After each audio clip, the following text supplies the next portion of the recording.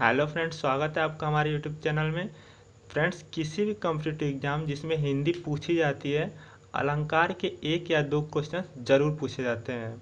हम इस वीडियो में अलंकार की ऐसी ट्रिक सीखेंगे जिसके सीखने के बाद आपका अलंकार का कभी भी एक भी प्रश्न एग्जाम में गलत नहीं होगा। वीडियो को पूरी लास्ट तक देखिएगा, श्योर है आप कुछ ना कुछ सीख कर जाएंगे, अलंकार की पूरी ट्रिक सीख कर ही जाएंगे। सबसे पहले अलंकार होता क्या है। अलंकार दो शब्दों से मिलकर बना है, अलम धन कार। यहाँ अलम का अर्थ होता है आभूषण, अर्थात जिस तरह से एक नारी अपनी सुंदरता को बढ़ाने के लिए आभूषणों का प्रयोग करती है, उसी प्रकार भाषा को सुंदर बनाने के लिए अलंकार का प्रयोग किया जाता है। अर्थात जो शब्द काव्य की शोभा बढ़ाते हैं उन्हें अलंकार कहते हैं। अलंकार के मुख्यतः दो भेद होते हैं, एक अर्थालंकार, दूसरा शब्दालंकार। जो शब्द अर्थ से काव्य की शोभा बढ़ा देते हैं उन्हें अर्थालंकार कहते हैं। जो शब्द शब्द से ही काव्य की शोभा बढ़ा देते हैं उन्हें शब्दालंकार कहते हैं। अर्थालंकार मुख्यतः 5 प्रकार के होते हैं: उपमा, रूपक, उत्प्रेक्षा, अतिशयोक्ति व भ्रांतिमान अलंकार। शब्दालंकार मुख्यतः 3 प्रकार के होते हैं: अनुप्रास अलंकार, यमक अलंकार, श्लेष अलंकार। हम इन सभी अलंकार के बारे में इस वीडियो में हम डिस्कस करेंगे ट्रिक द्वारा। चलिए शुरू करते हैं। पहला अलंकार है अर्थालंकार। अर्थालंकार में पहला है उपमा अलंकार। उपमा का अर्थ होता है तुलना करना है। जब किसी व्यक्ति या वस्तु की तुलना किसी दूसरे व्यक्ति या वस्तु से की जाए, वहाँ पर उपमा अलंकार होता है। इसकी ट्रिक क्या है उपमा अलंकार की? पंक्ति के बीच में योजक चिन्ह और योजक चिन्ह के साथ साथ सा, सी, से लगा होता है। यही इसको पहचानने की ट्रिक है। उपमा अलंकार कभी भी आप कोई भी एग्जाम्पल देखेंगे अलंकार का, सबसे पहले देखना है योजक चिन्ह और उसके साथ सा, सी, से लगा होना चाहिए, वहाँ पे उपमा अलंकार होता है। जैसे सागर सा गंभीर हृदय हो, यहाँ पे तुलना की जा रही है सागर सा गंभीर हृदय। सा के साथ देखिए सा भी लगा है और योजक चिन्ह भी लगा है, यहाँ भी सा लगा है और योजक चिन्ह भी लगा है। तो यहाँ पे कौन सा अलंकार है? उपमा अलंकार। एक और एग्जाम्पल देखते हैं, कर कमल सा कोमल है। सा लगा है, सा के साथ योजक चिन्ह लगा है। डायरेक्ट आपको उपमा अलंकार पे टिक लगा देना है। ये हो गया उपमा अलंकार। क्या ट्रिक है? योजक चिन्ह होना चाहिए और योजक चिन्ह के साथ साथ सा, सी, से लगा होना चाहिए, वहाँ पे उपमा अलंकार होता है। नेक्स्ट देखते हैं रूपक अलंकार।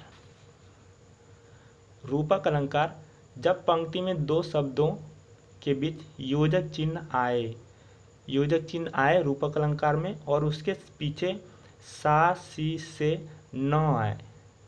योजक चिन्ह तो आए लेकिन सा, सी, से न आए, वहाँ पे रूपक अलंकार होता है। इसकी ट्रिक क्या है? योजक चिन्ह केवल आना चाहिए, सा, सी, से इसके साथ नहीं आना चाहिए। जैसे चरण कमल बंदो हरिराई, यहाँ पे योजक चिन्ह है लेकिन इसके साथ सा, सी, से नहीं है, इसलिए यहाँ पे रूपक अलंकार होगा।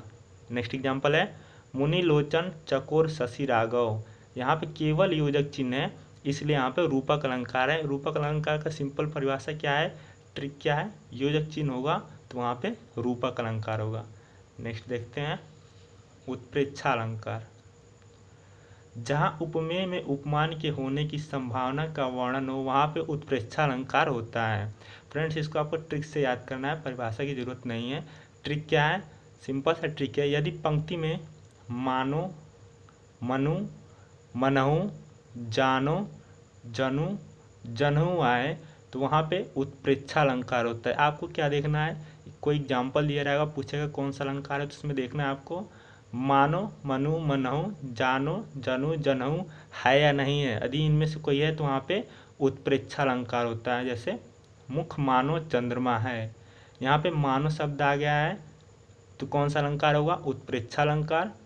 नेक्स्ट एग्जाम्पल देखते हैं चित्रकूट जनु अचल अहोरी, यहाँ पे जनु शब्द आ गया है। जनु क्या है? जनु शब्द आ गया है तो यहाँ पे कौन सा अलंकार है? उत्प्रेक्षा अलंकार। नेक्स्ट अलंकार पे चलते हैं। अतिशयोक्ति अलंकार, जब किसी बात का वर्णन बहुत बढ़ा चढ़ाकर किया जाए वहाँ अतिशयोक्ति अलंकार होता है। अतिशयोक्ति अलंकार को याद करने की ट्रिक क्या है? कोई भी बात हो बढ़ा चढ़ाकर बोली जाए या कोई बात बहस किया जाए। जैसे एग्जाम्पल है, आगे नदियाँ पड़ी अपार, घोड़ा कैसे उतरे पार। मतलब आगे बहुत सारी नदियाँ हैं तो घोड़ा कैसे उस पार उतरे। राणा ने सोचा इस पार, तब तक चेतक था उस पार। मतलब अभी राणा सोच ही रहे हैं तब तक चेतक उस पार चला गया। ये कैसे हो सकता है? मतलब बात को बढ़ा चढ़ाकर बोला गया है। नेक्स्ट एग्जाम्पल है, हनुमान की पूंछ में लगन न पाई आग, लंका शीघ्र जल गई, गए निशाचर भाग। अभी हनुमान की पूंछ में पूरी आग नहीं लग पाई है, लंका जल गई और निशाचर भाग गए। मतलब इसमें बात को बढ़ा चढ़ाकर बोला गया है। तो अतिशयोक्ति अलंकार को पहचानने की ट्रिक क्या है? अलंकार के एग्जाम्पल में बात को बढ़ा चढ़ाकर बोला गया हो तो वहाँ पे अतिशयोक्ति अलंकार होगा। नेक्स्ट अलंकार देखते हैं, भ्रांतिमान अलंकार। जहाँ इसके नाम से, इस अलंकार के नाम से पता चल रहा है, जहाँ भ्रम की स्थिति हो वहाँ भ्रांतिमान अलंकार होता है। ट्रिक क्या है? ये भ्रम आपको नाम से याद हो जाएगा, यहाँ पे भ्रम की स्थिति पैदा हो रही है। जैसे नाक का मोती अधर की कांति से, बीज दाड़िम को समझकर भ्रांति से, देखकर साहस हुआ शुक्र मौन है, सोचता है अन्य शुक्र यह कौन है।